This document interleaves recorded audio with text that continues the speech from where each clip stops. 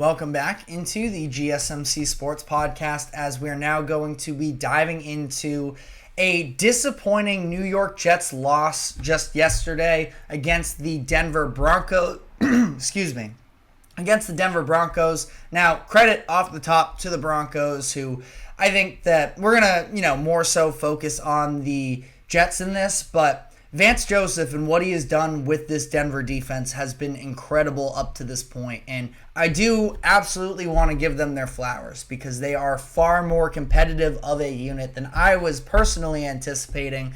Now, that being said, this is a game where the Jets allowed 10 points. They're facing a rookie quarterback in Bo Nix in the elements. This was a terrible weather game, and it absolutely had an effect on the results of this game. That being said, though, Jets, it's still a little bit of an inexcusable loss. Coming off of a long week as well, they had played Thursday Night Football in week 3, so they had that little extra bit of rest coming into this against a rookie quarterback. And again, the defense showed up for them. Bo Nix really did not look comfortable whatsoever. He had finished the first half with -7 passing yards on 7 completions. This is more so a situation where the offense has still just been a lot more dysfunctional than a lot of people were expecting coming into this. Now, I thought that there were going to be moments of clunkiness coming into the year. I wasn't quite as high on the Jets, and it's still a situation where you feel like Rodgers alone is good leadership, depending on what your definition of leadership is, on the football field in terms of getting results and not making mistakes. Rodgers still has the mental capacity to lead the Jets to being a competent offense, but it just hasn't felt great yet up to this point. Now, they looked pretty good, all things considered, against the Patriots on Thursday Night Football in Week 3. Now, the Patriots they're obviously not a very good football team at this point, so, do with that what you will, especially considering the fact that, the Patriots defense was basically on the field the entire game as well there. So this is a situation where it's a couple different things. The first one I want to point to is the inefficiency from the run game, and specifically with Breece Hall, where I like Breece Hall. He is a very talented running back. Nobody's questioning the talent, but it was definitely on my radar when ESPN put out their polls that they did of coaches, scouts, execs, when they do that every year for top 10 at each position, and Breece Hall came in as the number 2 running back, where Breece Hall, again, very talented. Being put in that conversation, I think, was premature, and he really struggled in this game. 10 carries, just 4 yards on the ground, just 18 total scrimmage yards. I understand part of that is being reflected on the offensive line, but you're seeing situations now, at least to me, this is the second time that we have seen him struggle in short yardage situations so far this season. That was the case against the 49ers in week 1, both at the goal line and on the 3rd and inches that they had, where the Jets really ended up losing that game when they went out on downs. They tried to run Breece Hall up the middle. That didn't work. In this game, you have Breece Hall on 2 goal line opportunities. He isn't able to punch it in, and to his defense to some degree, I don't think that Breece Hall in the backfield should have been the plan. I like Braylon Allen a lot, maybe too much, but I feel like I would lean with him being that short yardage running back. Again, Breece Hall is excellent in space. He has the acceleration, the breakaway speed, all of that, but I don't think he's a particularly physical running back. He's got good balance, sure, on his feet, but you're just seeing them get stopped short in these situations, and I feel like why wouldn't you give it to your bowling ball of a running back in Braylon Allen? Bowling ball in a complimentary way, just to clarify there. But yeah, I thought that this was a really bad game from Breece Hall. It wasn't just the goal line stops. There was also, and weather included, of course, but Breece Hall ended up having a pretty big drop when it was in the 4th quarter, I believe, when they kicked the go-ahead field goal. He was just out in the flats, and it just flat out fell off of his hands.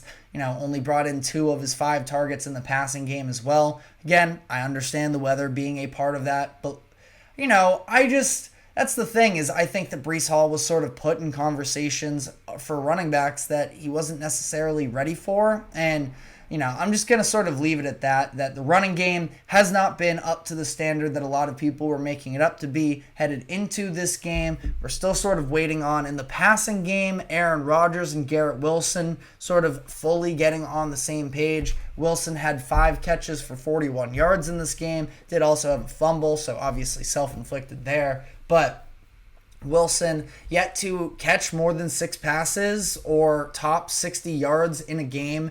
Obviously, for fantasy football owners and just for, NFL fans who know what type of a talent that Garrett Wilson is, we saw him put up results with far worse quarterback play that just still doesn't feel right yet. Now, you have the moments of individual brilliance. We've multiple times in the show talked about the 3rd down conversion that he had in the 4th quarter of that Week 2 game against the Titans. There was a moment in this game as well in the 3rd quarter where he had an excellent catch down the sidelines in the 3rd quarter that picked up 23 yards and helped set the Jets up for a field goal then. But it just feels like Rodgers is struggling to really develop much of a chemistry with any of his wide receivers at this current moment. Now, if you want to sort of look a little bit more on the positive side, because I'm not trying to be totally doom and gloom here, one receiver that he did sort of seem to be developing a rapport with was Mike Williams, who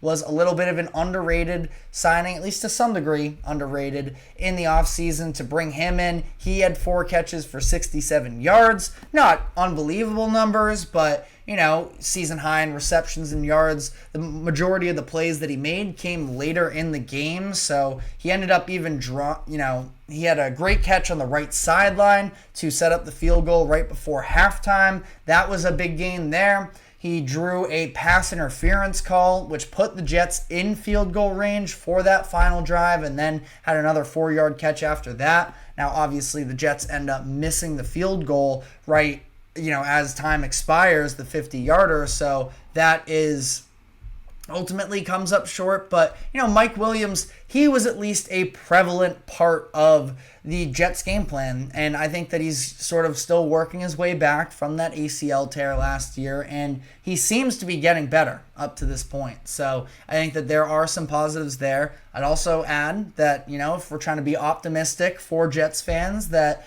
rookie offensive tackle, Olu Fashanu, he looked pretty good in this game, all things considered, starting for the injured Morgan Moses at that right tackle spot. So I think that, you have some real positives there. Is it Morgan Moses that he's starting for? I don't know. Correct me in the comment section if I'm off base there. But, this is a situation where Fashanu, they drafted him with the 11th overall pick. They were anticipating that he was going to be a big part of the team. Now they end up bringing in a bunch of other offensive linemen in free agency to be starters there. So, he sort of steps in now. It is Moses that went down. Just had to clarify for myself there. But I think that this is a situation where I feel like you see Fashanu sort of step into the limelight here and hold his own, which I think that, coming into the draft, he was my favorite offensive tackle prospect, and I think that he's doing a pretty good job for himself. So we're going to finish up on the Jets. Do very quickly want to address a comment here from Anthony Manzano. He says, quote, "I understand it's his style, but do you feel like it's a mistake for Jim Harbaugh to take the ball away from Justin Herbert when the kid has an elite arm?" Clarify what you mean for taking the ball away from Justin Herbert. I do understand that it's more so about establishing the run game and sort of incorporating that is a big part of the Jim Harbaugh identity. So I assume that's sort of the direction you're talking about with this comment here. I think that, I don't know. At this current moment, no, I wouldn't say it's a mistake because there really aren't that many playmakers on the perimeter for this Chargers team. Now, Ladd McConkey had his best game of his career up to this point in this past game against the Chiefs, so definitely a positive there.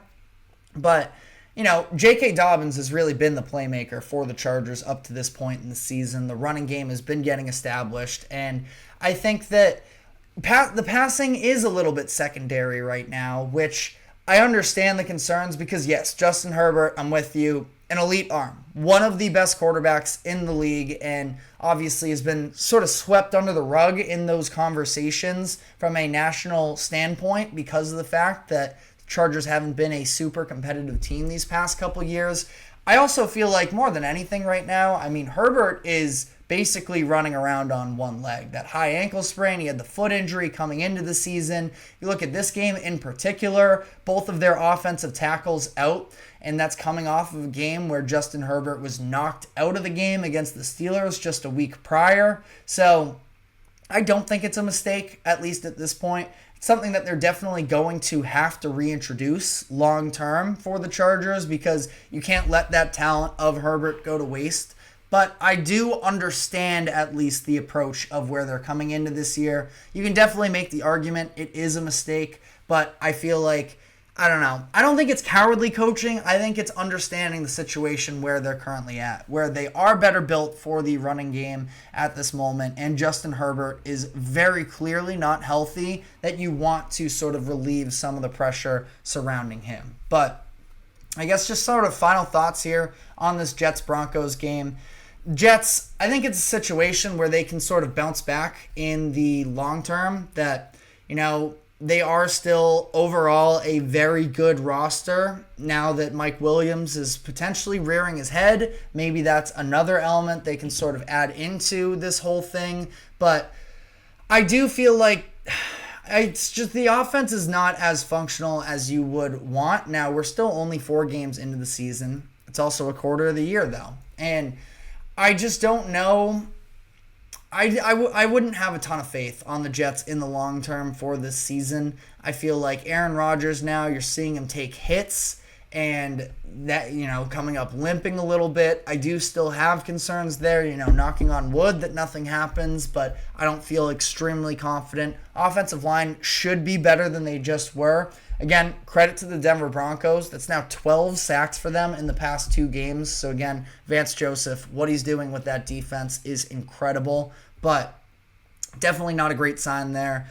Brees, just nobody's really living up to expectations at this current moment. And it's obviously a little bit of an, I wouldn't quite say night and day situation, but it's a huge adjustment from last year where they were at and the level of quarterback play they got then to now Rodgers, who can be a little bit stubborn at times as a quarterback, but still is an all-timer and does know what he's doing to the point where I think they'll continue to be competitive on a week-in, week-out basis. They're going to be in that playoff hunt, but I still have a really hard time of considering them true Super Bowl contenders. Now, if you disagree in the comment section, feel free to let me know why. This is, you know, an open-minded conversation here, but you know, I think that the Jets offense, it's going to take a lot for them to be able to overcome everything we've seen so far, and it's definitely in the cards, but there's too many things right now with that offense that I'm not buying stock in the Jets, especially considering that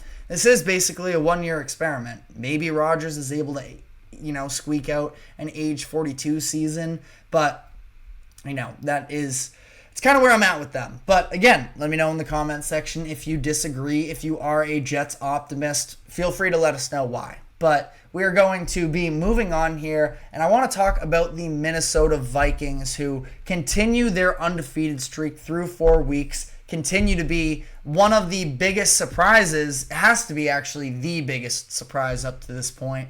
And they go into Lambeau Field and pull off an upset win against the Packers. So I want to dive into that. But before we do so, we do have to take a quick break. Do not go anywhere. We will be right back.